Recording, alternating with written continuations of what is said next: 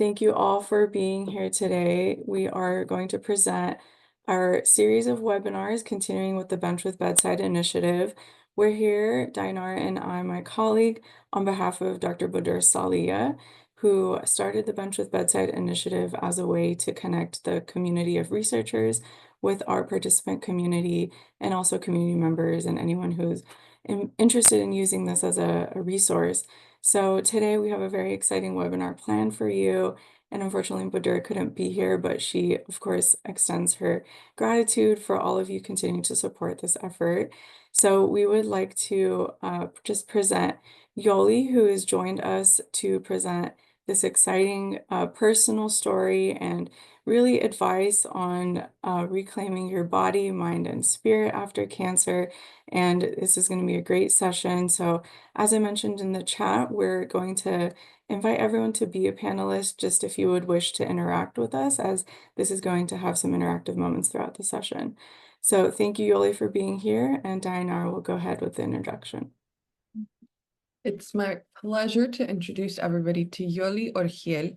She is a seasoned nonprofit leader with extensive experience in nonprofit management, community advocacy, and program development, a dynamic public speaker, and contributing author of the book, I Survived Cancer, and Here's How I Did It. Yoli firmly believes in the power of storytelling to raise awareness and inspire hope for causes close to her heart. She brings a wealth of knowledge and deep passion for mission-driven work to her role at Cancer Kinship. Yoli is the CEO and founder of Cancer Kinship, a nonprofit organization dedicated to empowering and uplifting cancer survivors through education, empowerment, and wellness, and critical resources, including free wigs provided at Cancer Kinship's Kinner Beauty Salon. She is also the co-chair of the Orange County Cancer Coalition and serves on many boards and patient advocacy committees and initiatives. As a cancer survivor herself, Yoli has transformed her personal challenges into a mission to cultivate hope, resilience, and a sense of community for individuals navigating the complexities of cancer. Beyond her professional pursuits, Yoli enjoys hiking, cooking, skydiving, Brazilian jiu-jitsu, photography, and spending quality time with family and friends. Guided by her Christian faith, she finds purpose and fulfillment in serving others and creating positive, lasting change in the community. Without further ado, Yoli, I hand it off to you. Wonderful. Thank you so much for the intro. I'm going to go ahead and share my screen. I'm so excited to be here with everyone. And I'm coming to you from my dining room. I don't like to blur my background because I like to keep it real. And I do a lot of my work here in the dining room. And this is where a lot of the fun happens too at my home, because the kitchen is where all the action happens. So today's topic is very important to me personally, and I try to live the and utilize the concepts that I'm going to be sharing with you today in my daily life. So hope that it's helpful for you. You're welcome to ask questions. You can ask questions in the chat. I want it to be conversational. So I'm going to share some tips, but also going to ask you questions. If you want to interact through audio, you're welcome to unmute yourselves and share, or you can share your thoughts in the chat as well. And we'll take it from there. But before we jump in, I want us to jump into a visualization exercise that is relevant to this topic today. So I want you to close your eyes, including our wonderful facilitators here today. Close your eyes and take a deep breath in, maybe a couple deep breaths in, and exhale very slowly. Let go of any tension or any worry you may be feeling right now. Just for this moment, for this webinar, be present in your body and in your breath. Now picture yourself in the near future feeling healthy, thriving, and full of energy. You wake up feeling refreshed. Your body is strong and resilient. As you take your first steps of the day, you feel light, you feel free and at peace. Imagine yourself moving with confidence, whether it's a morning walk, stretching in the sunlight, or laughing with loved ones. You feel gratitude wash over you, wash over your heart. Gratitude for this body that has carried you through, for the strength you've discovered, for the cancer storm that has brought you here. Envision yourself doing something you love. Maybe it's traveling, dancing, mentoring, volunteering, or simply enjoying a quiet moment of peace. Feel the warmth of the sun on your face, coolness of fresh air filling your lungs. Notice how vibrant and alive you feel. You are more than a survivor. You are thriving, living with purpose, embracing each day with hope and joy. Holding on to this feeling, and when you're ready, gently open your eyes. This future you just envisioned, it is possible, and it begins with the choices you make today. So welcome to this workshop called Rise and Thrive, Reclaiming Your Body, Mind, and Spirit After Cancer. So as was shared during the introduction, I am a cancer survivor. I'm going to share a lot of my story later in the webinar. But my cancer story actually prompted the development of Cancer Kinship, which is a nonprofit organization that I launched in 2018. And when I wanted to show the logo because I actually have a little bit of a pet peeve with the word journey. You know, when I was diagnosed with cancer, all I heard was cancer journey, cancer journey. And I thought to myself, well, cancer journey kind of sounds like a fun adventure, a vacation of some sort. And cancer is not that. So let's call it what it is. It's a stinking storm. It's a tornado. It's a whirlwind of activities. As soon as you get diagnosed or are suspicious of a lump, you're in this whirlwind of activities where you're going from appointment to labs to imaging and whatnot. And you feel like you're tossed around in a little tornado. So this here is basically the visual of that. But also I want to point out that there can be peace in the storm, that you can come full circle in this experience and hopefully come out on the other side much better, much stronger, a little bit more resilient. For us, it took about a year to launch our organization's program. So in 2018, we spent a lot of time developing our mission statement, building our board, raising some funds. And from there, we came up with this mission is to empower the cancer community to confidently face the disease through 4 core programs. Peer mentorship, where survivors provide one-on-one support to newly diagnosed patients. Survivor empowerment and education, because there's so much we need to learn about our new lives as patients and survivors. Free wigs, that was a program that came to us during the pandemic when Susan G. Komen closed their local office and sunsetted their wig program and gifted us their wigs, 350 wigs. So we had to quickly learn how to run a wig program. And now we have a salon, which I'll talk about, and community resource navigation, because during COVID, we received a lot of requests for rental assistance application support, transitioning to Medi-Cal after losing jobs, a lot of help with, we had a lot of domestic violence calls actually, and a lot of homelessness after dealing with domestic violence. And so we quickly launched a resource navigation program, and we walk alongside our clients and provide resource connections through our personal relationships that we have with local nonprofit organizations. And all of this is done by a small but mighty team of caring, compassionate volunteers and staff. Our vision, though, for our organization is to ultimately reduce cancer recurrence risks. By the time cancer patients come to us, they're already diagnosed, they're already patients, they get referred to us by various sources, so they already have cancer. So how do we help them power through their treatment? But when they're on the other side of it, how do we help them incorporate new and healthy behaviors so that they can keep cancer away? And all while also improving their quality of life, because our lives as whole people are deeply impacted when you're on the other side of treatment, or actually when you're going through treatment. So we want to improve quality of life and health outcomes for all. And I apologize for the black box here in the corner if you do see it, because it's my little video panel. So you're going to see it floating around as I'm presenting. But our beliefs is that anyone affected by cancer, no matter where they stand in their journey, yes, I use the word journey here, can brave the storm confidently and fearlessly. And when I say no matter where they stand, I mean from the time that you get diagnosed to end of life and everywhere in between, you can be brave. And you can be courageous, but you can also be scared at the same time. So I just wanted to point out that it's okay to say that you're scared, but still take the next step forward. And we hope that our organization and the tips that we share today can help you become more confident in this battle and also in life as a survivor. So we serve cancer patients of all cancer types, not just breast cancer, even though I'm a breast cancer survivor. And that was very intentional. We want to make sure that there are resources available for the under-resourced cancers as well, for men and women. We serve adult cancer patients and survivors. And this is our why.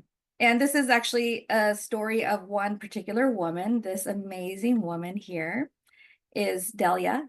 And she came to us because she was losing her hair, actively losing her hair when she came to us, actually. And through a partnership with my hairstylist, Diego, we did an emergency head shaving. We took her to the salon next door, equipped her with her wig, and now her hair is growing out. But during this visit here, this very vulnerable, scary time for her, I boldly asked her, later when you're on the other side of this, how do you feel about being in a fashion show? And she's like, you're crazy. I don't know if I can do this. I said, that's okay. Well, we're going to get to the point where you feel confident you can rock that runway. And this is actually her rocking the runway. And look how fabulous she looks, right? So we want to make sure that we empower, we provide resources, information, and walk alongside the cancer warriors to get them from point A to point B. Doesn't have to be a fashion show at the end of the day, but we want you to live confidently and fearlessly in your life after cancer.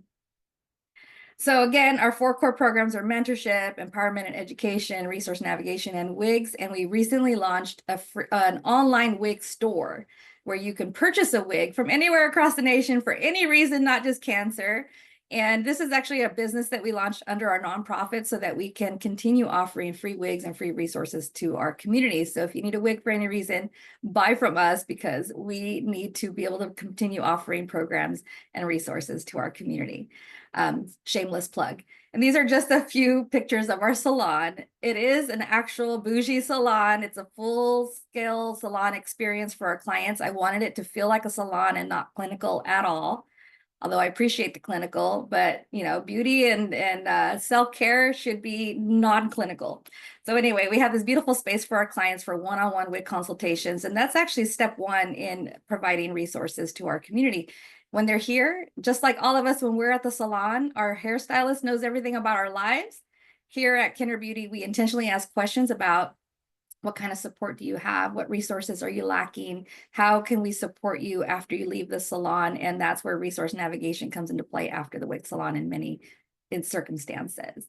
I'm going to share the link to our Kinder Beauty store later, but I'm super excited about the launch of our business. And here are just a few photos of our thriving cancer warriors that have been a part of our program. This is the finale of our fashion show, which I'm going to talk about. Here's a super cool photo of one of our clients who had her boxing gloves. And one thing that I want to show here is look at the smiles, right? Yes, they are struggling. Yes, they're still in pain. Yes, many of them are still in treatment or have long-term vigilance to go through, but yet they're still smiling. And so we want that for all of you who are listening today and those who are not, but perhaps you are part of your circle. And we want to make sure that you can live a life full of smiles and joy. So I do have quite an extensive nonprofit management experience. I'm not going to go through all of that. My greatest joy, though, out of all of this is basically being an advocate and a voice for the cancer community in many, many ways. It is a lot of work to share the story. It could be triggering at times, but I feel like I've personally healed my heart of the trauma of my diagnosis by sharing my story and giving back to the community in a special way. So I want to encourage you all later to start thinking about ways in which you can give back to your community through acts of service. And we can definitely explore that together. So jumping into my cancer survivorship story. I am 17 years cancer-free now. I was diagnosed with stage 3 triple negative breast cancer, which just hearing the words triple negative scared me so much because, you know, I did go online and read all the horror stories, and triple negative cancer is very hard to beat. And my doctor wasn't sure if it was stage 3. We thought it could be stage 4. I found my lump on Thanksgiving Day of all days. And so the holiday season for me has a lot of anchors to my cancer story and can be heartbreaking, but also very uplifting, especially when I can say I have 17 years under my belt. But it didn't come easy to become a 17-year survivor. I did start with 16 weeks of chemotherapy first to shrink down the 3 tumors that I had in my breast and into the lymph nodes. Started with adriamycin cytoxin. So the red devil is, you know, sometimes you hear about that. when you're researching chemotherapy. When I heard the word red devil, I was super scared. And then after I went through chemotherapy, I healed for a little bit, and then I chose a bilateral mastectomy, mostly because I have the BRCA1 gene. And cancer is very common in my family. So I wanted to make sure that I did everything possible to reduce my cancer recurrence risks. And then soon after that, I started 35 rounds of radiation. So 5 days a week for 7 weeks straight, went through radiation and then reconstruction that took a whole year. And we went with the latissimus dorsi flap reconstruction, which basically means that we use the muscle and skin from my back to reconstruct my radiated left breast. And then from there, I also had a preventative hysterectomy because I wanted to make sure that I reduced my cancer recurrence risks.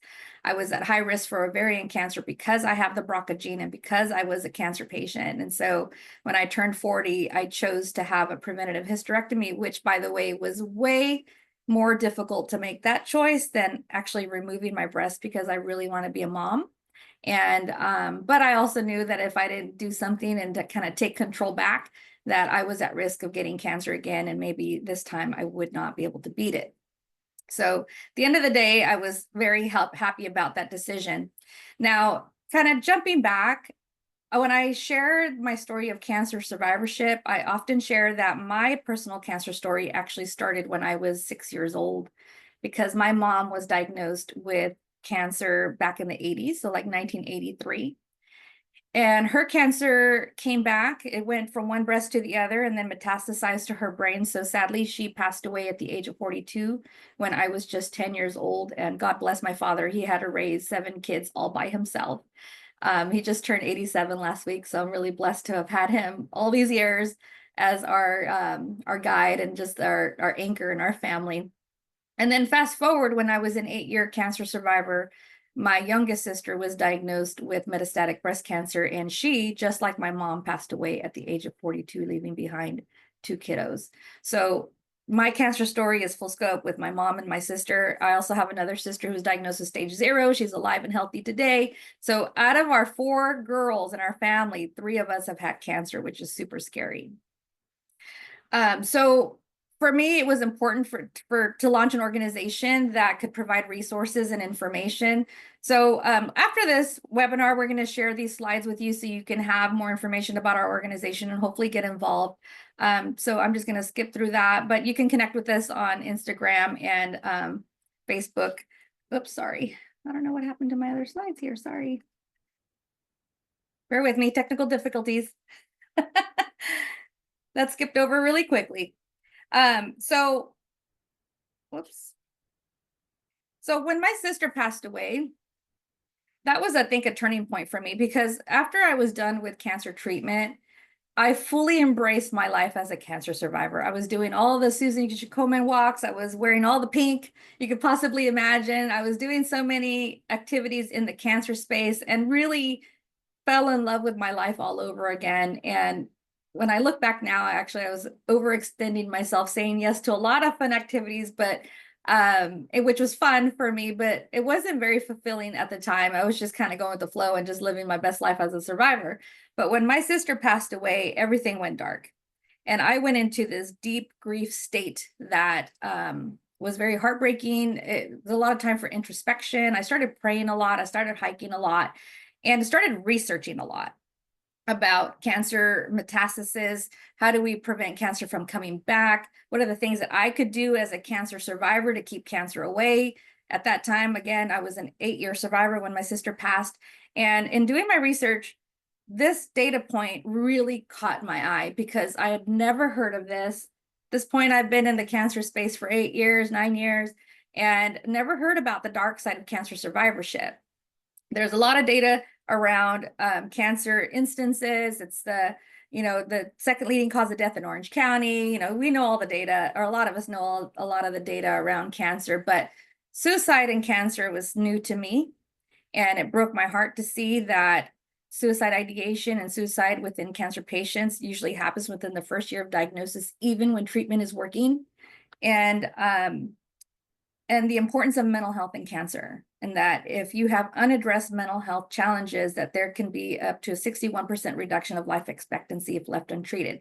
So when you flip that, it's like, how do we can actually improve our life expectancy if we address mental health, if we improve our internal resiliency, and we can minimize the risk for cancer recurrence. So that was like the big aha moment for me, which prompted the launch of Cancer Kinship, but also dropped me into this world of resiliency and taking control back of my life. And I felt like that was a turning point for me in my cancer story. So when I was going through cancer treatment, though, and I think many of you, if not all, can relate to the fear that happens when you hear the words "you have cancer." Like for me, I was frozen in my fear briefly, because I went back to the 10-year-old Yoli who watched her mother go through the gnarliest of gnarly cancer treatments during the 80s, when cancer or chemotherapy and radiation were really hard on the body, way more than now. And I was truly scared of starting chemotherapy and radiation. And it took a long time for me to understand about the advancements in medical care and cancer treatment. So I really initially leaned on my faith to get me through the dark moments of, especially during the waiting period. For many, the waiting period can be the hardest time during a cancer experience. You know, from the time that you discover the lump or your imaging comes back with, something suspicious, to the biopsy, and then the waiting before the diagnosis, and then the waiting before you have a game plan. There's a lot of waiting. And so for me, I had to lean and jump deeply into my faith. I asked for prayer from my church. I went and had my church pray over me and do the anointing. And that helped me create a different kind of mindset. And it allowed me to face my mortality head on and remind me that there's still so much that I can do about my health, but also there are some things that I cannot control, which for me actually gave me a lot of peace. So I knew that I was going to do everything possible to beat cancer, but then after that, the outcome is up to God. And so, but I also wanted to make sure that I knew everything I could about my cancer. I'm going to share a little bit about the resources that I was given to learn more about my triple negative cancer. But from that and learning more about my cancer, I was able to write down a ton of questions, have an educated conversation with my physicians about my cancer, and actually be an active participant in my care. And I'm one of those crazy people, though, that needs to know the data. And not everyone's like this. In fact, I have a best friend who's a cancer survivor, and she's opposite of me, where she does not want to know the details. Like, I like to watch videos on double mastectomies and see what it looks like and see what they're going to do to my body. I watched a hysterectomy from start to finish because I wanted to know what they were going to do to my body. And that gave me a lot of peace. But for others, they don't need to see all that, which I totally get. So, it's important for you to educate yourself as much as you feel comfortable.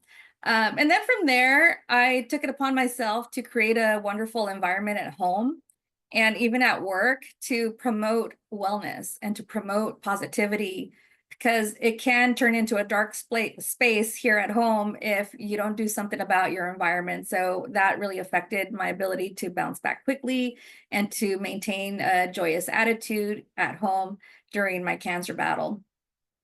And then I had these big aha moments during my chemotherapy when I was at the height of my pain. I had a lot of joint pain. I had a lot of burning sensations and secondary reactions to the treatment, a lot of fatigue, and my life changed when I received nutrition counseling and changed my diet and changed the way I drank water and my approach to sleeping. I mean, a 100% game changer for me that made a difference in how my body not only had enough strength to finish treatment, but also bounce back after my treatment.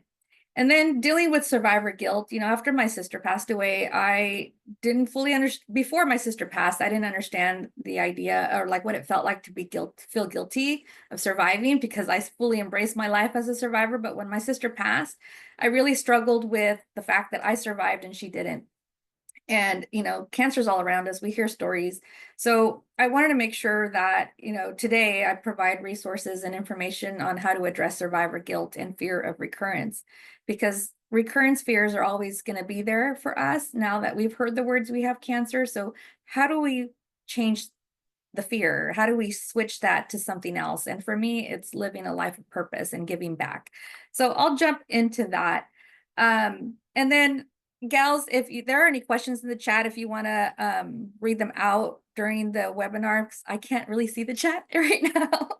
And I look over here because you're over here on my screen, on my second screen. But anyway, so my quick story. Like I said earlier, I found my lump on Thanksgiving Day. I was getting out of the shower and I had the turkey in the oven. I had family coming over. For us and our family, Thanksgiving is a big production, and I'm the producer because I do all the cooking for my family. And but when I felt that sharp pain coming out of the shower, I put my hand on my left breast, like, what is that? And that's when I felt this big mass. And I knew in that moment, without a doubt, that it was cancer. Like, there was no moment in time during this period that I ever questioned or said to myself, there's no way it's cancer. Like, no denial. I just quickly thought to myself, this is cancer. I can't deal with this right now. I'm going to shove it down for the moment because, I have family coming over, and I'll deal with this next week. And that's when my cancer tornado started, was the following week. So I went into my primary care physician. He felt the lump too. I told him my family history. Immediately, he felt worried for me. I can see it in his face. And he gave me the prescription for my very first mammogram. Now, keep in mind, this was 17 years ago, where the recommended age for mammograms is 50. And here I was 31 years old. And so he gave me the referral for the mammo and the ultrasound. And I called, and this was my first experience for self-advocacy, because the gal on the phone said, yes, we can get you in, but we cannot see you until the end of January, early February. And this was like the end of November, early December. And I said, no, I won't take no for an answer. You have to see me by this Friday. I was firm but kind. And she kind of laughed and said, no, everybody has an urgent case. There's no way we can fit you in. And so I took the liberty of calling my doctor back and asked him to please call the imaging center on my behalf and get me an appointment by Friday. And lo and behold, they had an opening by Friday. So I went in on Friday, had the mammogram and ultrasound, and got really nervous because there are a lot of technicians coming in and redoing the test. And I probably saw like 3 or 4 people in that appointment. And then finally the head radiologist came in, turned the screen over. Now, at this time, I didn't think I was going to get any kind of diagnosis. And so I thought I had a little bit of a cushion. But the head radiologist came in and identified the tumors, and he showed me the lymph nodes lit up. And he said, I'm 100% certain this is cancer. We took the liberty of making an appointment with a breast surgeon, and she's waiting for you right now. Now, I'm sure you can imagine how scared I was, because the thought in my head and what came out of my mouth in that moment was, oh my God, am I going to die like my mom? And I did start crying. I wasn't with anyone. I didn't have anybody with me, because again, I didn't think I was going to get a diagnosis. It's just going to be a quick mammogram. And so needless to say, I was incredibly scared, and even more scary because they made the appointment for me. It's like, oh my gosh, I'm dying. So I did go to her. It took me a while to get there because I was crying. I kept pulling over. And when I got there, she was unable to see me because she had to go into surgery. And so I had to take my images home and wait the entire weekend until I can see her and get my biopsy. So that was the hardest weekend ever. But that weekend, I had actually signed up for a volunteer service project for my church. So I threw myself into volunteering in a very beautiful volunteer service project. And so that took me out of my head and allowed me a little bit of peace during this very scary weekend. And on Monday, it was when I had my biopsy. By Wednesday, I had my diagnosis. And by the day after Christmas, I started chemotherapy. And 1 year post chemotherapy, or 1 year post treatment, my breast surgeon asked me to start mentoring her patients one-on-one. And this is a picture of one of the patients that she had me mentor and this was the second time I saw her. But the first time I saw her, she was same age as me, super scared, unable to make a decision about, what treatment path and like just to get going. And but she finally did decide to go to treatment. And the doctor called me, Dr. Carpenter called me, and she said, what did you tell her? Because that conversation may just have saved her life, which is super cool to hear. Again, this is giving my cancer, my story, a purpose. I was sharing my photos that I took all throughout my cancer story to this patient. I took my laptop to this restaurant. I was showing her all my reconstruction photos, and that gave her enough of a boost of confidence to say, yes, I'm going to pursue my double mastectomy. And so I continued doing this mentorship and sharing my story, and I continued capturing my story through photos. Here I am holding my prosthetics that I used in between my reconstruction and mastectomy. But this allowed me to heal, but also, share, impart my wisdom with folks. And then as I continued to heal, I started becoming more and more active physically. My best friend who's here in these photos, she's a cancer survivor. She talked me into signing up for a half marathon. She said, half marathon because we're half crazy. And then she's also the one who said, hey, maybe we should start skydiving. And so we went skydiving. And I'm sharing these photos with you because I want to show you what it looks like to have goals in mind and know that you can reach these goals even after treatment when your body is still healing. Now, after my radiation therapy, I started working out, and with permission from my cancer center. In fact, I started working out at the cancer center. And they had the physical therapist there who helped me determine what my goals were. They're like, okay, what goals do you want to work on? I'm like, well, I want to land my own parachute. And that's going to take some physical strength, my upper body strength, and my flexibility, range of motion. I need to be able to, be able to do this. And they're like, you're crazy, but yes, we're going to help you. And everybody was super stoked and wanted to help me reach my physical goals, my strength goals, so that I can actually obtain this big goal.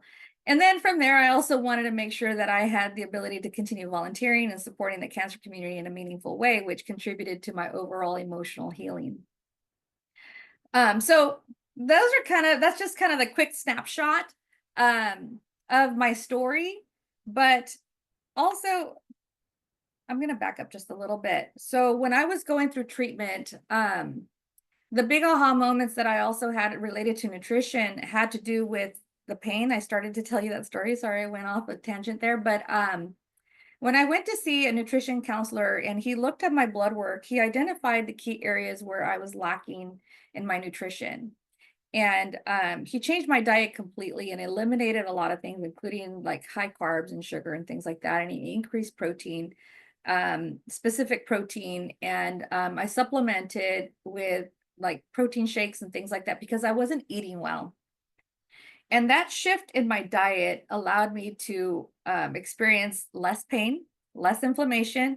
And my last two chemotherapies, which were supposed to be the worst from a secondary effect standpoint, were the easiest for me because I didn't have any more pain anymore. And I didn't have to take pain medication, which was disrupting my stomach, that was affecting me in so many ways. And I was able to power through my last chemotherapies just over-the-counter pain medication. And that was the big eye-opening moment for me. It's like, wow, there's so much that I can do nutritionally to help my body heal, not just now during chemo, but after.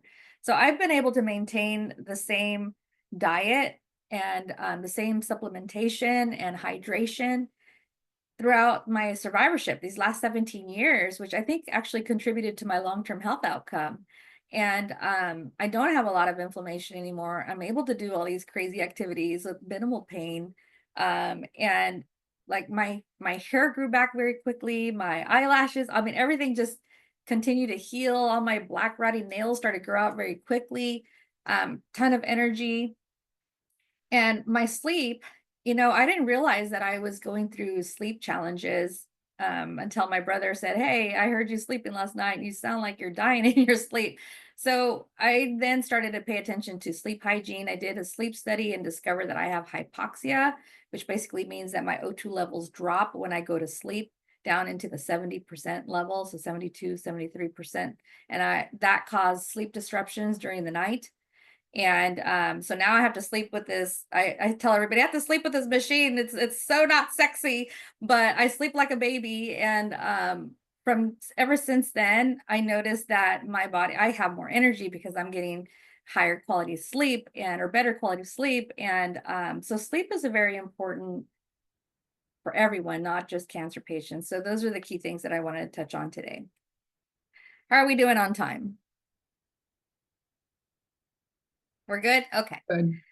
All right. So going back to the addressing fear and apprehension, like I shared, I really lean on my faith. I'm a Christian woman. I love the Lord. I feel like I have lots of conversations. It's a conversational relationship that I have with God all throughout the day. But there are some folks that really dig into meditating, and for everyone, meditating is different. For some people, it's clearing your mind of all things. And there are a lot of really cool resources on YouTube on different guided meditation modalities. And for me, I used time to meditate when I was in bed and unable to get out of bed during treatment, and shifted it into more of a gratitude exercise. So during the days or the nights where I was feeling insomnia or a lot of pain and couldn't get out of bed, I would just go through the long list of all the people I was grateful for and all of the things that I was grateful for. And lo and behold, I would find that many times when I did this gratitude exercise that I would fall asleep and stay asleep for a while. I also did a lot of journaling. There are some guided journals and some resources that I'm going to share with you in the next slide of a website that shows you how to journal for oncology healing. And there are some that have prompts. You can take your time doing a brain dump. I do a lot of brain dumping when I'm journaling. Sometimes I just need to get the ideas down on paper and out of my brain. So brain dumping works for me, but some people really benefit from journaling when it's prompted and they have a specific topic to write about. Some people just feel stuck. But for me, also learning helped relieve the fear. I shared that earlier. And this was the book that was given to me by my breast surgeon, called The Breast Cancer Survival Manual by Dr. John Link, who happens to be a physician here in Orange County. I did, excuse me, I did put the link in from the Amazon website. So if anybody's interested in reading this, but I read this cover to cover twice before my first oncology visit. And it opened my eyes to the advancements of medical treatment for breast cancer specifically. I understood a little bit more about the treatment modalities that were going to be offered or shared with me. And from this book, I wrote down, I think it was like 60 plus handwritten questions that I walked into the first oncology visit with and asked my doctor to answer all of them. And he did. He actually explained a lot. He drew pictures. He gave me so much information, which, by the way, there's no way that I could absorb that. So I asked him if I could record the conversation. And now it's easy to do with our phones. Every phone has a recording app. So I asked my doctor if I can record the conversation, and I went back and revisited that recording to extract the information that was going to be relevant for me and just to kind of remember everything that we talked about. But it was important for me to become an active participant. I just didn't want to be a passive patient because I felt that I had more control that way. Are there any cool resources out there that our audience or participants have found online or perhaps were given by your doctors? If you have any cool resources or books, please add it to the chat so that we can all share with our group and for others who are going to be watching this video later. But this book was super helpful for me. I am going to do a little bit of promotion for this book, not so much because my story is in there, but there are 35 cancer survivor stories in here with different ways in which they survived cancer and overcame a lot of the emotional challenges of the diagnosis. And it's different types of cancers. So check out this book if you can. And if you have any questions you want to chat with me offline, you're more than welcome to reach out to me. We can talk about that. But there are a lot of these cool books available online. And it's important to read the stories. I feel like you're going to get nuggets of wisdom from the individuals who share their story. And hopefully at some point you can share yours too. Now, let's talk a little bit about negativity and depressive symptoms and things that you can do at home. For me, self-care is key. And self-care can mean a lot of different things. For me, because I was dealing with a lot of physical secondary effects, meaning my nails were darkening and blackening and falling off, my feet just got really crusty and stinky. TMI. I'm going to share a lot of stuff with you today there, TMI. My stomach was struggling so much that I was constipated. I would bleed when I would go to the bathroom. Like, all these things could be addressed in many different ways. So I took a lot of time for self-care when I was going through treatment. Like, I would give myself very delicate manis and pedis. I took care of my feet as much as I could. I helped detox. I would drink a lot of water.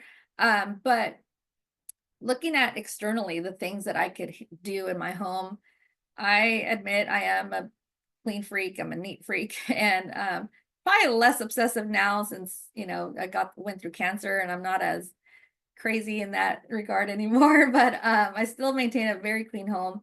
But for me, the things that I wanted to make sure that I did during treatment for myself, just so that I can feel calm, is I always made my bed every morning, still do, because there's nothing better than climbing into a clean, organized, like super clean sheets in bed, and you get comfy in there. For me, I have to have natural light in here. Even in the winter, I open every window and get some fresh air in here, open all the curtains and just let the light in, because that, being in a dark environment, can really promote these depressive symptoms.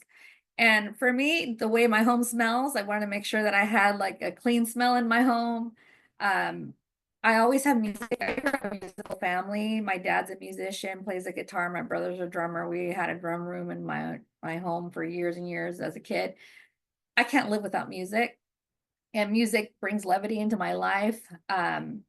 So that all contributes to combating negativity and depression in your home. Um, I always share this story with folks when I talk about one of my darkest days, which was my diagnosis day, when I had to start calling my family.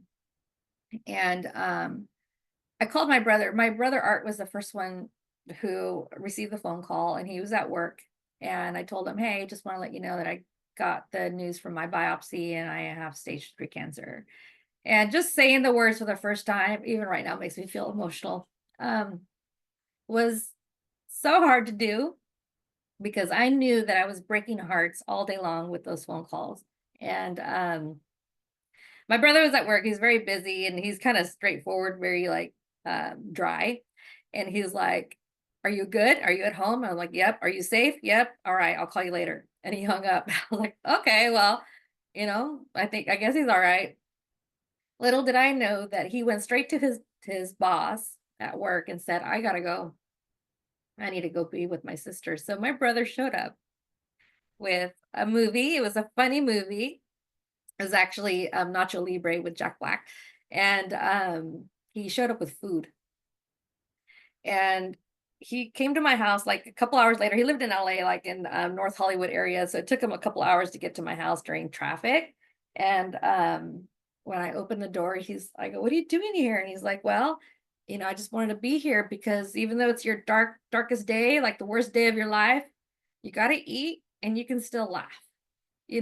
So that for me was, now reflecting back on that day, that was an eye-opening moment on the importance of your loved ones showing up for you, or me showing up for others now as a cancer survivor, just as a friend. And levity, laughter. And we watched that movie, and now 17 years later, that is our Thanksgiving tradition, is to watch Nacho Libre every year during the holidays. So anyway, I'm curious what other things you all do in your homes to create a peaceful environment. Um, Please put it in the chat, or if you want to unmute, I'll stop for a moment and see if anybody has any ideas or thoughts on that.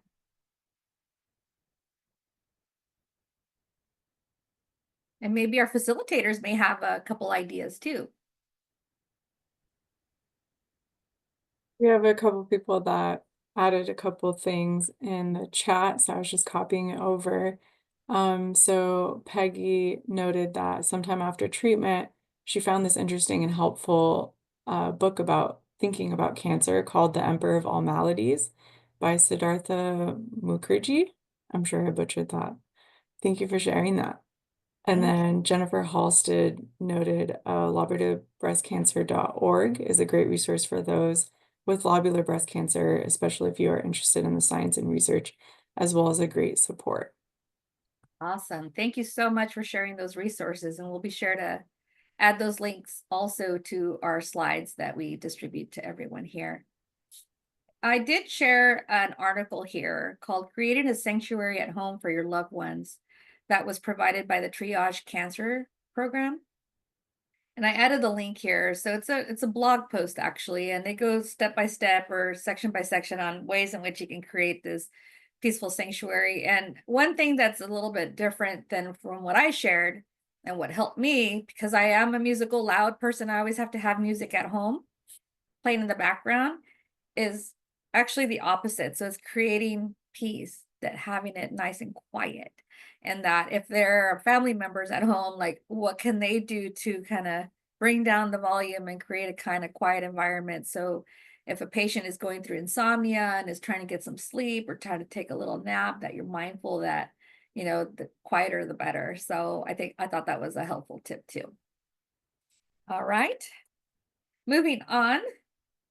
So you're going to notice on some of these slides, I actually cross out simple because these are not simple practices to improving your well-being. These actually take time and take courage.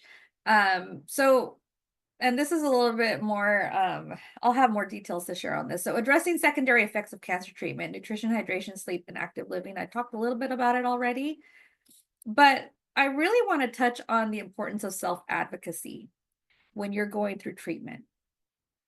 I have found with my clients at Cancer Kinship, many of which are under-resourced, have language barriers, have linguistic challenges, perhaps the information shared with them is not in their native language, that one, they are not aware that that cancer centers, or some cancer centers, most of them have nutrition counseling, or they have a PT consultation available. In some cases, they have gyms, they have workshops, they have support groups.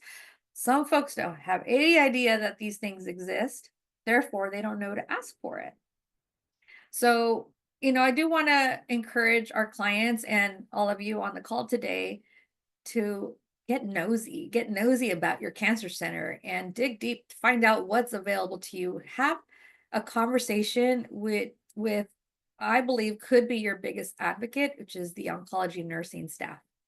Those nurses know everything about everything at the cancer center, and many of them are resourceful and will go above and beyond to find resources for you that perhaps you don't think about when you're at your doctor's appointment and talking to your oncologist, or maybe your oncologist doesn't know, but the chemo nurse knows because she's working or he's working with the patients who are also sharing their resources. So get nosy about your cancer center.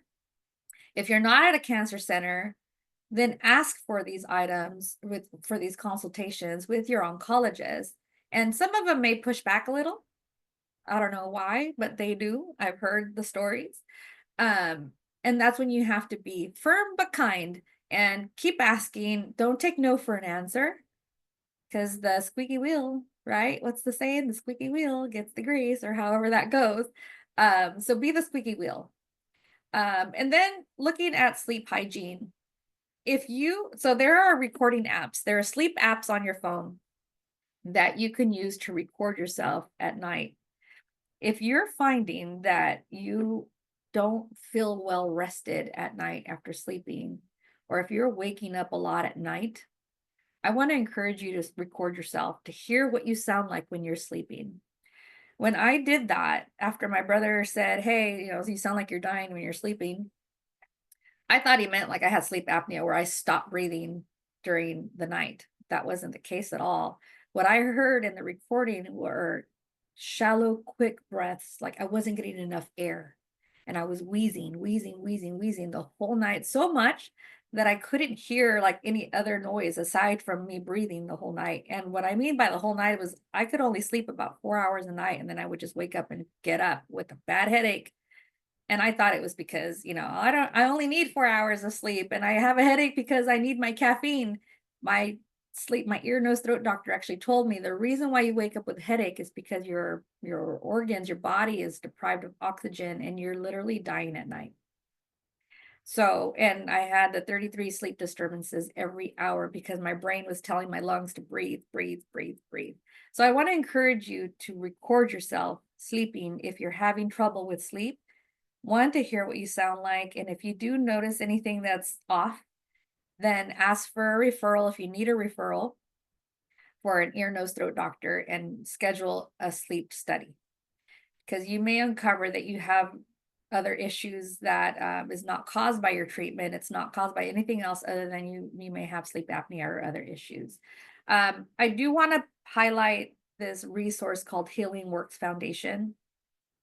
I'm actually going to stop the share and go to the website because I want to highlight a couple things that on their website that is super helpful. Bear with me a second. I thought I had it up, but I guess I don't. Give me just a moment here. I'm just going to show you where to go, where to navigate on the website. I love all the resources on this site. Let's see, where are we?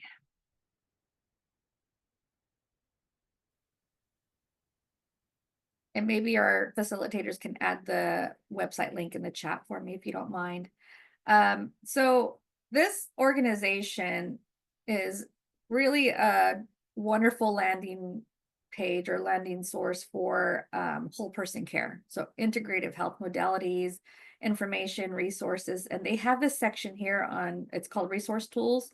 So if you click there, they have tons and tons of articles and guides that can give you all sorts of information, lots of pocket guides. But the things that I like a lot is that they have this cool personal health inventory that you can go through, a lot of questionnaires to help identify some challenges that you may have. They have journaling for cancer that we talked about earlier. Let's see here. So lots of journaling tools, oncology self-care guide. So a lot of resources on how to take care of yourself. So anyway, I want you to go through and take some time going through and downloading or reading more about the resources that are available here. I found this very helpful for me. I find this very helpful for my clients. Lots of topics that perhaps aren't discussed at length at the cancer center, such as cannabis and cancer. I mean, there's just so much information here. Supplements and cancer. That's a big question that I get asked a lot. It's like, what supplements did you take? I don't like to share the full list other than, I mean, I do share what I take in some cases, but it doesn't work for everyone. And I did get my oncologist to approve all but like 2 supplements during my cancer treatment. So I do want to encourage you to have a conversation with your oncologist before you start taking anything. But anyway, check it out. I love that resource there. Let me go back to my slide deck.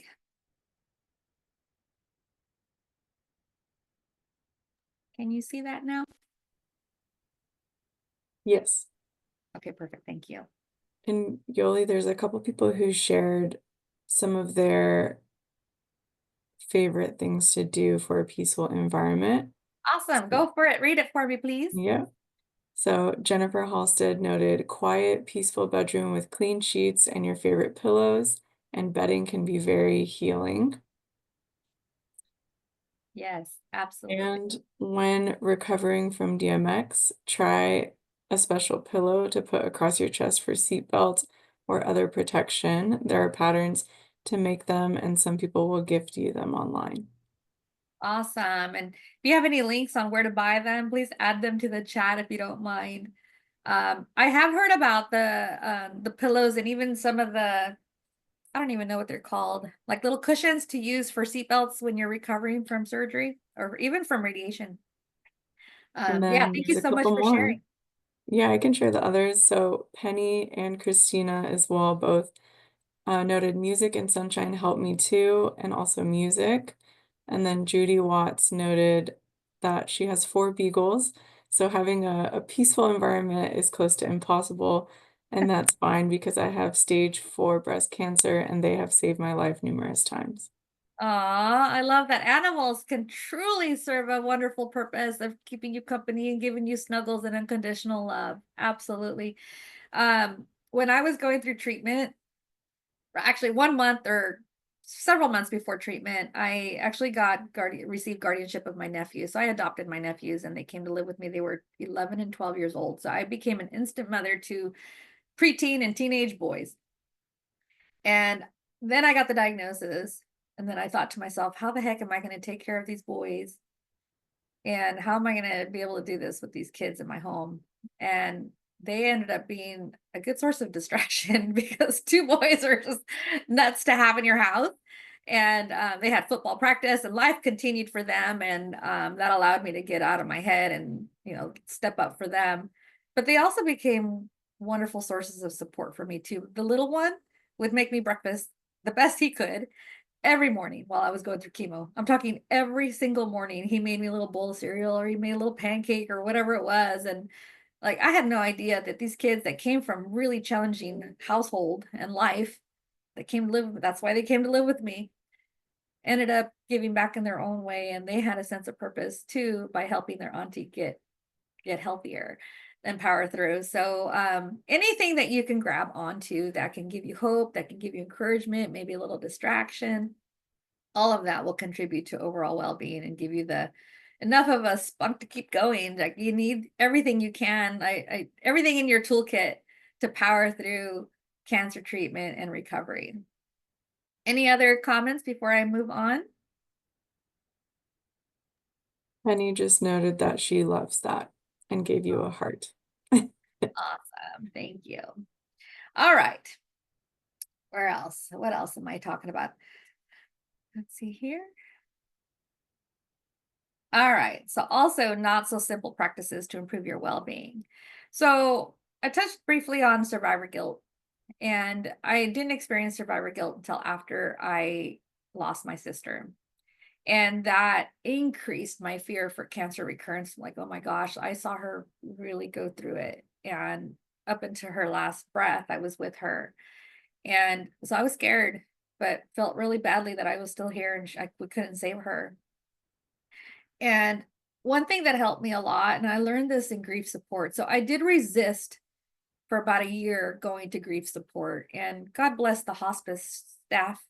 They kept calling, they sent me letters, they were emailing me, they were on me. And finally, I was just annoyed to the point where I'm like, okay, fine, I'll go.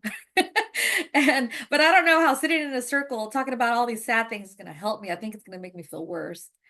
And the first meeting that I went to, I did kind of feel a little off. It felt horrible hearing all these people share, but the facilitator told me, just trust the process and please promise me you'll come back. And I keep my promises. So I came back and I kept coming back and I felt better after I started connecting with these people. And we became a community of, that started from heartbreak, but we became friends and we talked a lot about acknowledging that these feelings are normal. There's normalcy in feelings of guilt and sadness and fear. Like, it's all normal stuff. What we go through as cancer patients is trauma. So we have to make sure that we are able to address the trauma appropriately. And that survivorship is a testament to resilience. Again, I used to get annoyed when I, heard words like you're brave, you're strong, you're this, you're that. And I looked like I was a sick patient and they would tell me, you look wonderful. I'm like, no, I don't. I look like I'm, getting ready to, not make it.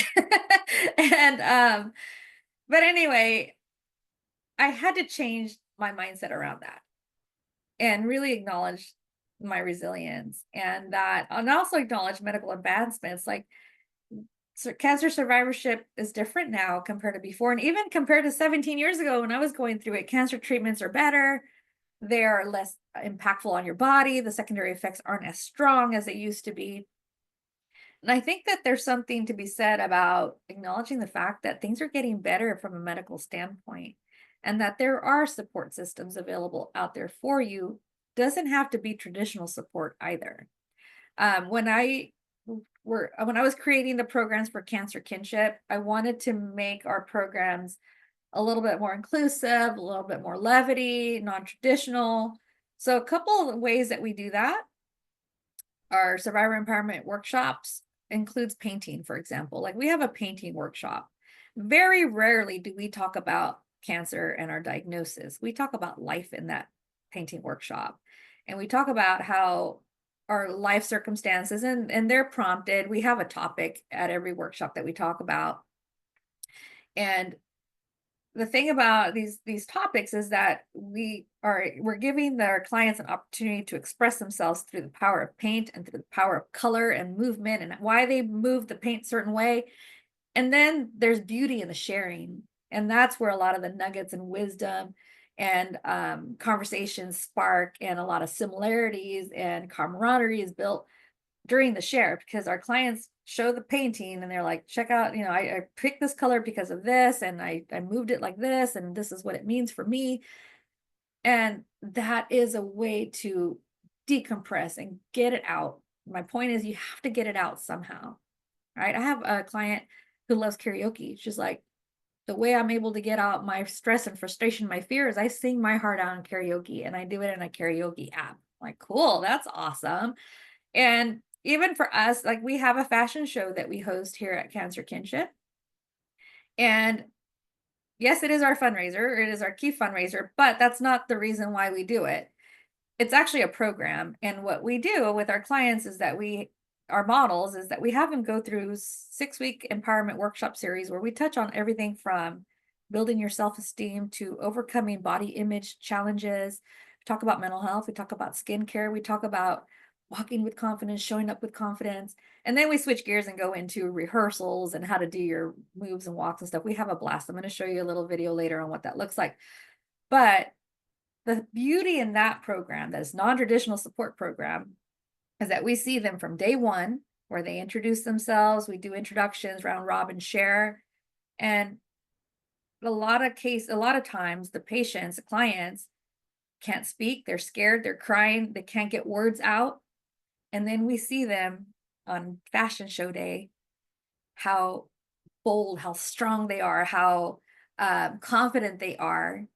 Yes, they don't feel well that day in many cases. It's a long day for them, but they're still there. They show up. And we see this transformation happen because they came to the workshops, they connected, and then you see friendships forming. Now, I stole this fashion show idea from my cancer center, and they know it. I was in their fashion show when I was 1 year post-treatment.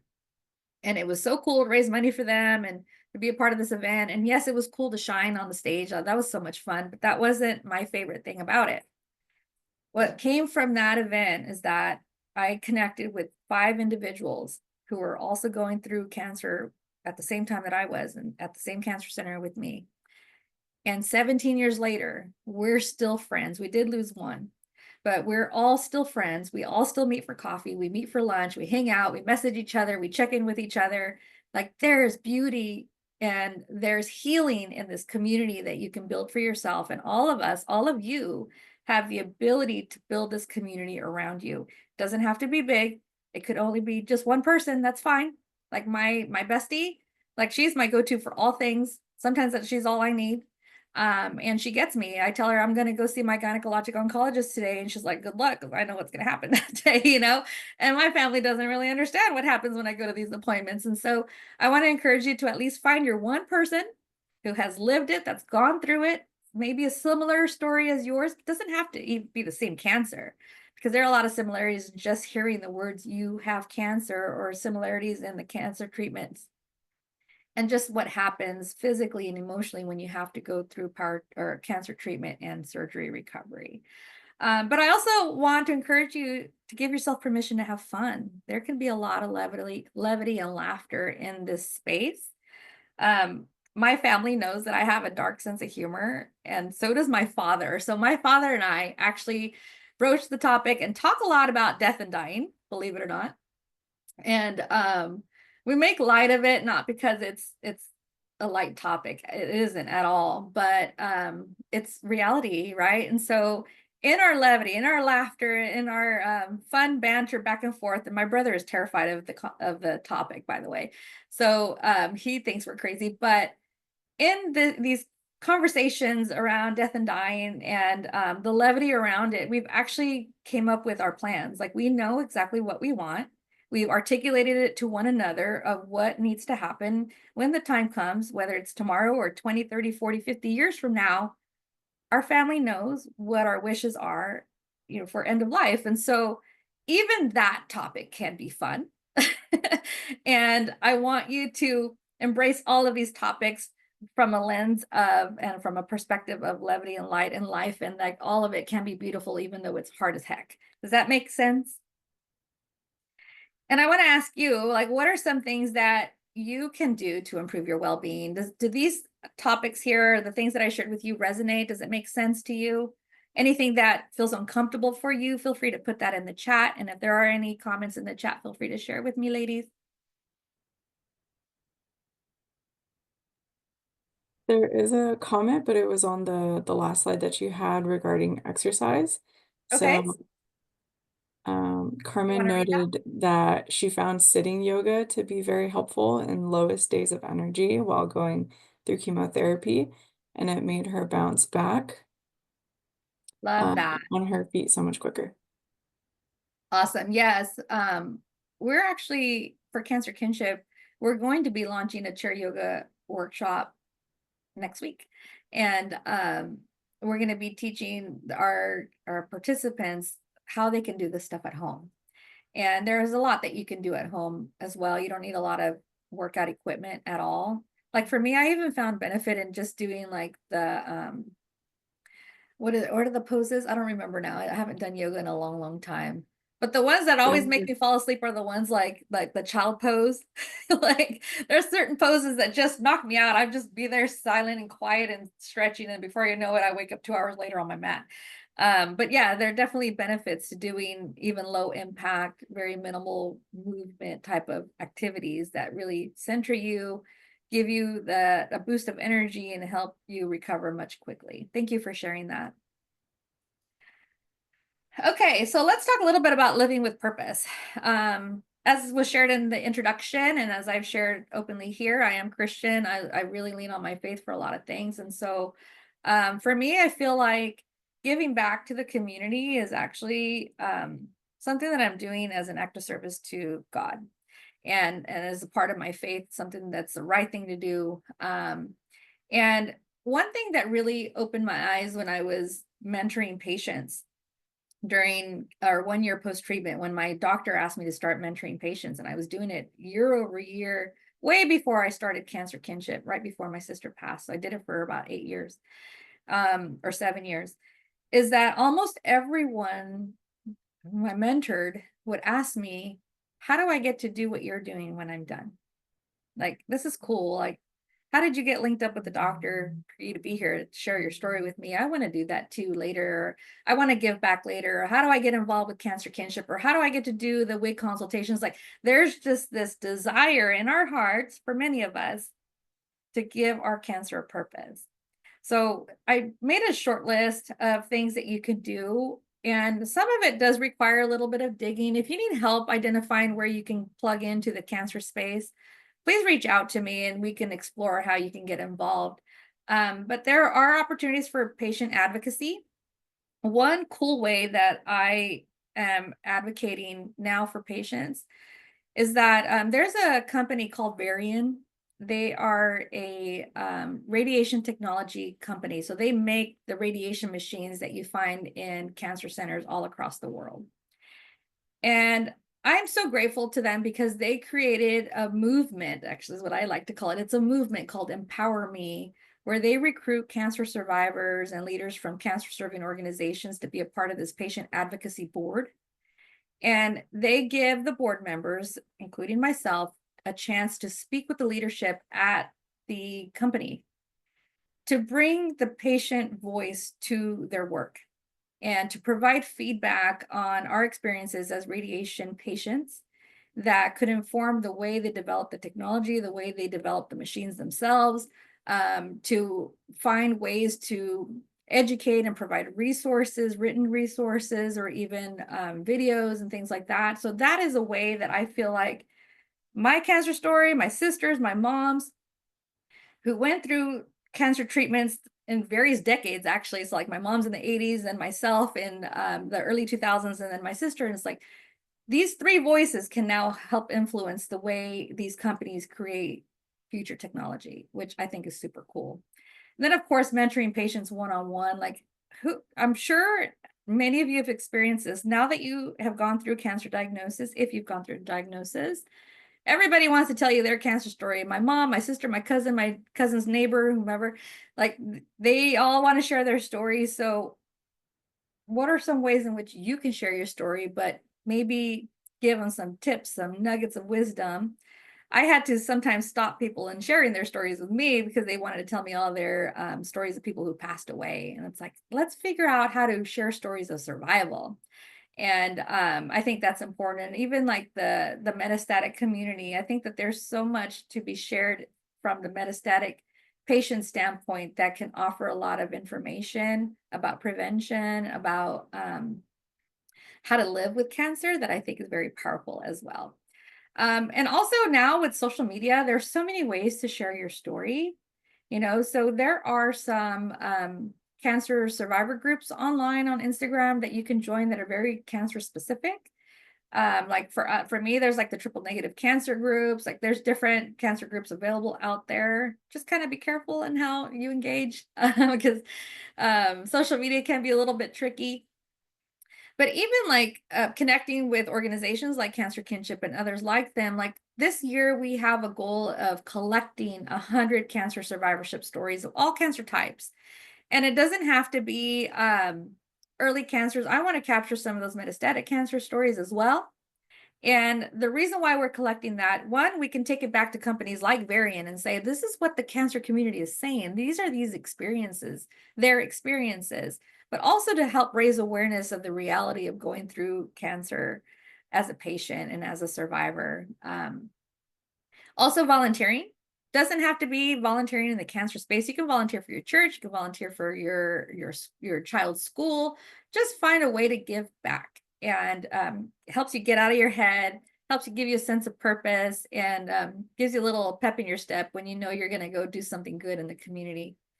Also, because I am in the cancer space, I do get a lot of invitations for us to share information from researchers, for example, to the patient community, to share their information, their feedback, participate in studies and surveys. So if you're looking for ways to plug in, please reach out to me, or we have a wonderful staff here from Bench with Bedside. I'm sure they can find not just their own project, but other projects through the Cancer Center. There are, of course, support groups that you can join. You can make your own non-traditional support group with friends. Like my best friend, cancer survivor bestie, like she is my support group. Basically, it's just the two of us. And then also remembering and recognizing that self-compassion is key. Some days you just want to be left alone, and that's okay. I tell people that I am a closet introvert, and I cannot survive a week without having some alone time, and a lot of it because I needed to recharge my batteries. I hike alone. Everybody wants to go hiking with me. I always tell them no, or I go without them, and I tell them, no, this is my time. And it's okay to be selfish and say, I need my time. I I love my massages too. Like I tell people, it's not a luxury, it's a necessity, guys. Like I have to go get my shoulders and back massage because my body still wants to protect. I bring my chest, like I bring my shoulders forward to protect my breast area because of all my surgeries. And I know that I actively have to stretch, but my body just does this. That kills my back. So I make sure that I make time and invest, because it isn't cheap. I invest in massage therapy and take some time out for myself. Cooking for me is also respite for me. I love cooking and just kind of like losing myself and losing my, like, blanking out basically in my cooking, and I'm not thinking about life and all these other things. I just like enjoy tasting. I made a commitment to turn off everything and not talk to anyone while I'm eating dinner or eating a meal, because I want to fully enjoy the moment of tasting the food that I just made. It's all these little things, these little tricks for myself to help me feel centered, be peaceful, and find joy in my life in the middle of the chaos that is life. Because chaos doesn't go away even when you're doing really, really well physically. So, oops. So that I'll leave you with that. Are there any questions before I show you a little sizzle reel from our fashion show to show you some examples of what it looks like to thrive? Any questions, comments, thoughts? There were a couple more comments in the chat regarding helpful resources. Okay. Um, Peggy shared a tough but powerful book that she had found valuable called The Undying: Pain, Vulnerability, Mortality, Medicine, Art, and Time Reams. Love it. Thank you for sharing that. That's another thing is I want to read for fun, but also read for education. So please, any books that you have on there, feel free to share. Yeah. And then Lisa Lewis also noted a great book um, by Peggy Huddleston, Prepare for Surgery, Heal Faster. This book shares mind-body techniques which helped me enormously. There are also people trained by her in doing consultations, which she also did. Wonderful. And then Jennifer Halstead also shared some patterns to make pillows for surgery, which are so nice if you're into knitting and crocheting. And she said that she has two that she's more than willing to pass along if anyone needs them. Thank you. Awesome. Thank you so much. And then Peggy noted that it's the motivation to do any of these beneficial things, and that's what she struggles with. Yeah, when I think about motivation, I always go back to a thought. And I read this in a book, and I can't think of the title of it right now, but if I remember it, I'll share it with you. That is actually written by a Navy SEAL, a retired Navy SEAL. And he mentioned in his book quite a bit. His name is Jocko Willink, actually. He has a super cool podcast, by the way, that I'm obsessed with. But he says that motivation is fleeting and that many of us lack it on a daily basis, and we cannot rely on motivation alone to get us to the point where we're doing things for ourselves and we're improving our lives. That it actually, besides motivation, we really need to focus on being disciplined. And discipline will allow you or give you what you need to incorporate these different modalities, whether you feel like it or not. Right? So making a commitment to be disciplined, to get up in the morning and make your bed, get up and advocate for yourself, pick up the phone and call your doctor, or schedule that massage, or maybe save a little money so you can afford the massage. So it's just discipline that is really going to get you to the place where you're moving forward, because all of us are going to lack motivation, and our motivation can be impacted by lack of sleep, by low energy, had a bad day, somebody came and ruined our day with whatever, bad day at work. Like, our motivation can be influenced by everything around us, but discipline will actually help us move forward. Does that make sense? Yeah, thank you so much. That's really helpful. Awesome. And what was his name again? Jocko Willink. I think it's called like Discipline Equals Freedom or something like that. Okay. If you don't mind looking it up, maybe put the link in the chat, Okay. ladies. And it's kind of neat. I mean, I have an affinity for like the military. And so he shares a lot of his stories, like his military stories, that are not even close to being relevant to my life. But the way I approached it is that, they were the team, the SEALs team that he's sharing about, are actually going through very intense situations where there's a lot of fear, that you have to kind of put your fear aside to move forward and go into the battle. I mean, there's a lot of similarities and parallels in the book that relates to, at least for me, like the cancer experience. And so I was able to put a lot of those practices into those concepts into practice, to allow me to be more disciplined in my life so that I can actually be more free. So yeah, check out that book, not even related to cancer, but I feel very relevant to everyone's life, actually. All right, so are we ready to watch a little sizzle reel of our fashion show so you can see what thriving looks like for cancer warriors who are still in the battle? Do it. Check it out. Let's do it. Okay. Can you see in here?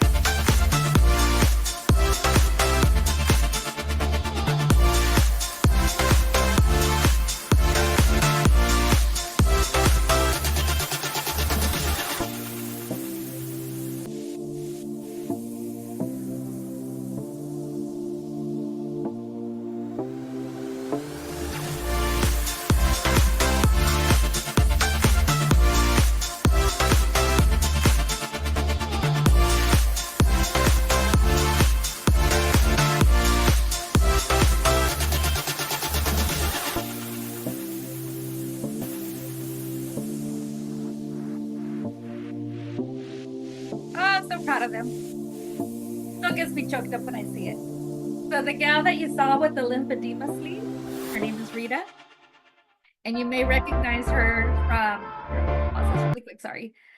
You may recognize her from the mentorship photo that we took where she had super short hair. And I said she was one of the patients that I mentored back in the day. She was in our fashion show now 15 years after I met her at the cancer center as her mentee. And, you know, that just kind of shows the camaraderie, the support, the walk along, like the importance of walking alongside someone, and then now giving them a chance to share their story, to walk the runway. She actually shared a stage with me at the Susan G. Komen Race for the Cure last year. She is a metastatic cancer patient now. She's still in the battle going through treatment, but she and I shared a stage, and we both were able to share our story with like 1,200 people in the audience at the race. And we did it together, and we like held hands and hugged. I mean, it's just such a special thing. But again, it just kind of shows that when you have your person, you're providing support, but also receiving support can be incredibly healing for one another. Here is the contact information for our organization. If you're interested in getting in touch, please join our mailing list. We are getting ready to revamp our website, but also our newsletter. So you can be informed of what's coming up, but we also share a lot of resources and information on our newsletter as well. And then if you're interested in a wig or perhaps cannot afford a wig and need a free wig, feel free to reach out, especially if you're local here in Southern California. You can make an appointment and hopefully come see us at our wig salon. And then follow us on Instagram. We have a lot going on our Instagram for Kinder Beauty and Cancer Kinship. We want to stay in touch. We offer a lot of tools and resources there as well. And what else do we have left, ladies? I think we can open it up to any questions or comments. If you wanted to share your skydiving video, you're more than Do we welcome want to to. get questions first or show the video first?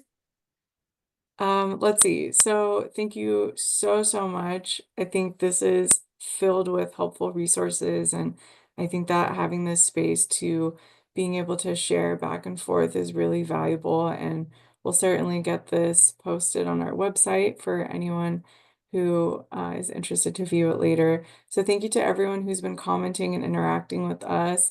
And with that, we can open it up for questions. If you would like, we can invite you to join as a panelist just so that you can turn on your camera or your audio to talk with Yoli, or you can drop comments in the chat as well, whatever you're comfortable with. So Karen shared, thank you for the lovely presentation. I appreciate all of the resources you have given. You're welcome. Such a pleasure to be here with you all. Yeah, Yoli, I just wanted to say thank you for your energy. I Thank appreciate you. it today. Thank you. You know, it's not hard to be, I mean, it's not easy to be this energetic. I know. That's why I'm saying I appreciate it. But I Thank think you. that if anything, I want to encourage you all that you all have the ability to be this energetic. I'm trying. It takes time. Trust me. There are days where I'm just dead to the world on the couch and I don't want to talk to anybody. Yeah. Anyone else? Let's see your skydiving video. All right, let's do it. I'm going to move this box out of the way. Put your lovely faces to my right. So can you tell us why skydiving? And Yes. Okay, so when I was a kid, I grew up in Central California. And one of my funnest memories and earliest memories of skydiving was when I used to go to the rodeo with my father. So my dad and I would go to the Wood Lake Rodeo right at the foothills of, right before you go into the Sequoia National Park. They had this rodeo. And to kick off the rodeo, the skydivers would fly in with the American flag. And I was like, oh, that is amazing, right? So that was like my first moment of like, I want to do that. Then fast forward after I powered through cancer, and I met my bestie at a cancer support group, and we became fast friends, started doing a lot of fun stuff together. When she finished her treatment, I finished mine, and her birthday was coming up. I was like, what do you want to do for your birthday? And she's like, well, let's go skydiving. I've always wanted to do that. I was like, oh my gosh, me too. When I was a kid, I wanted to jump out of planes, blah, blah, blah.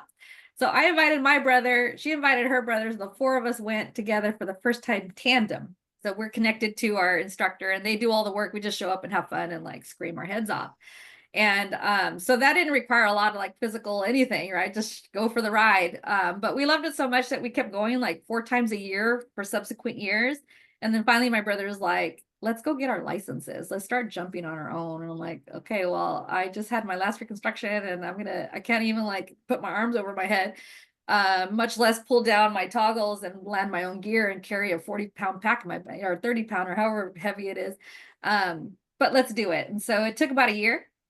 And I told my cancer center PT staff that I wanted to jump out of an airplane, and they were like, you're crazy, but let's go. And everybody was so pumped, and all the physical therapists would come and like cheer for me when I'm doing my lat pull downs and doing all my rows and all the exercises, and finally felt confident to do it. And at the skydiving center, I told them the same, like, I'm a cancer survivor. It's going to take a lot for me to do this. So they were so patient and kind and like thoughtful about everything related to my experience. And they were all there when I did my very first solo jump and did that several times. Now I did stop jumping when my sister got sick and wasn't able to maintain my license, because you have to jump a certain amount of times to stay current and keep your license current. But it's still one of my life's joys to be in the skydiving world. I have made a lot of friends over the years, and it's something that I think I'm gonna pursue again soon. So that's another goal for me coming up. And that's my why. So fun. Plus it's fun. All right, check it out.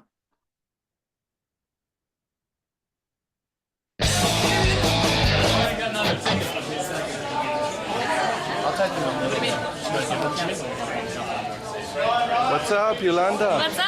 How are you? I'm good. How are you? Good. Are you nervous? Not really, actually. Pretty good. Cool, very cool. I'll be singing a different song when I'm on the plane. See you later in the plane. Bye See you later. Bye. Okay.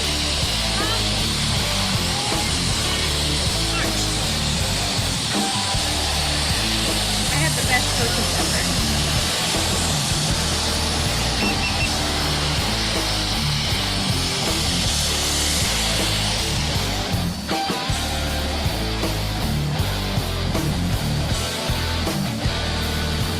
That pack is heavy on your back.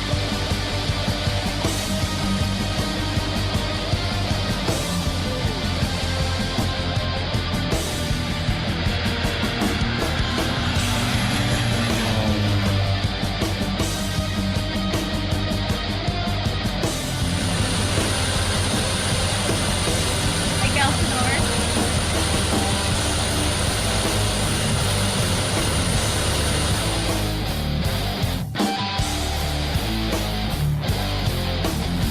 We're at about 12,000.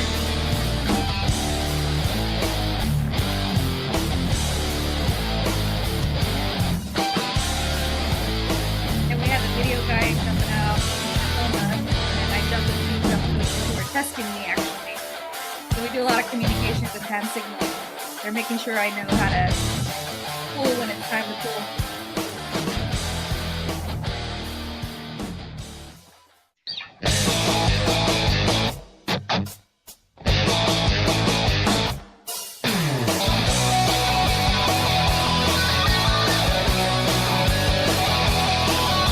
At that point, we're going about 120 miles an hour.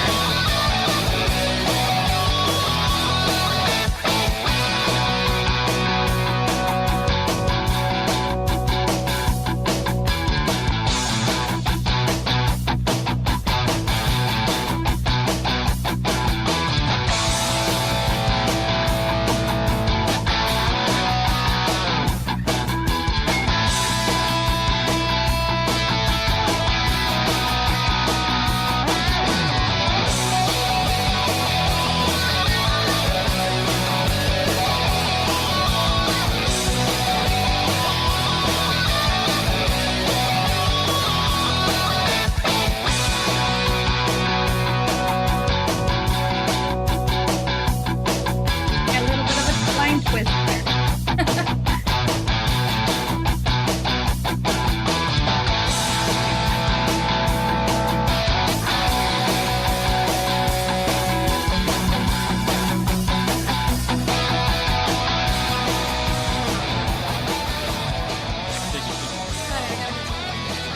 You want a picture all of you together? Yes, please.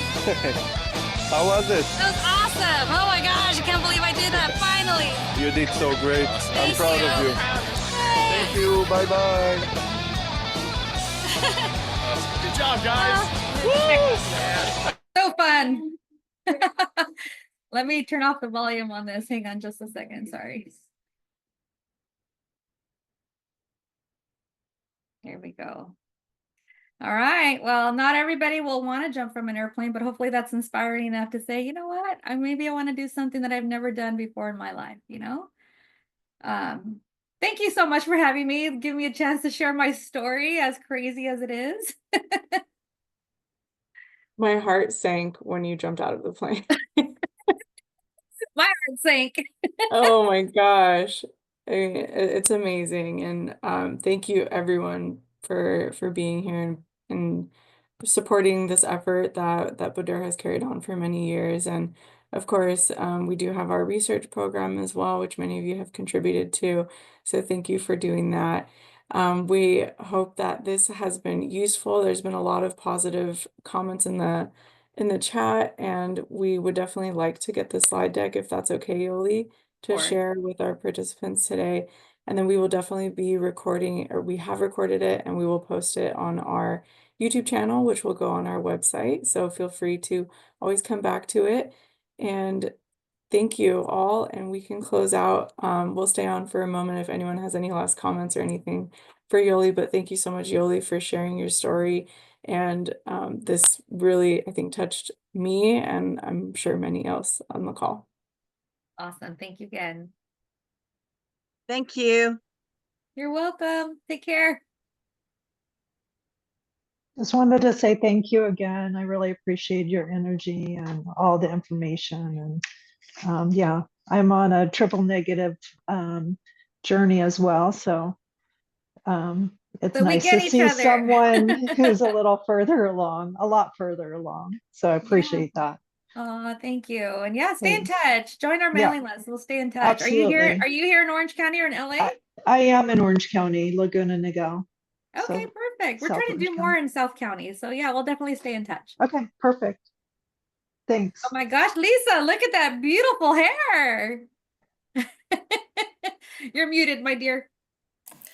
I'm about to go wash it. It's usually a little tamer than this, but I figured, okay, it's the morning. I didn't have time to shower yet. I love it. I love all the craziness. It's like, yeah, own it, sister. It's so beautiful. Thank you. And thank you for your, it was all very inspirational, and I'm glad I tuned in. So Oh, I'm glad I to. try to come to all of them. Thanks, Lisa. Thank you. Okay. All right. I think we can close out. Thank you, everyone. Have a wonderful weekend and take care of yourselves. Take care. Bye. Thanks. Bye-bye. You need me to stay on? Are we good? All good. Thank you so much, Yoli. You're welcome. Have a good weekend. Take You care. too. Take care. Bye-bye.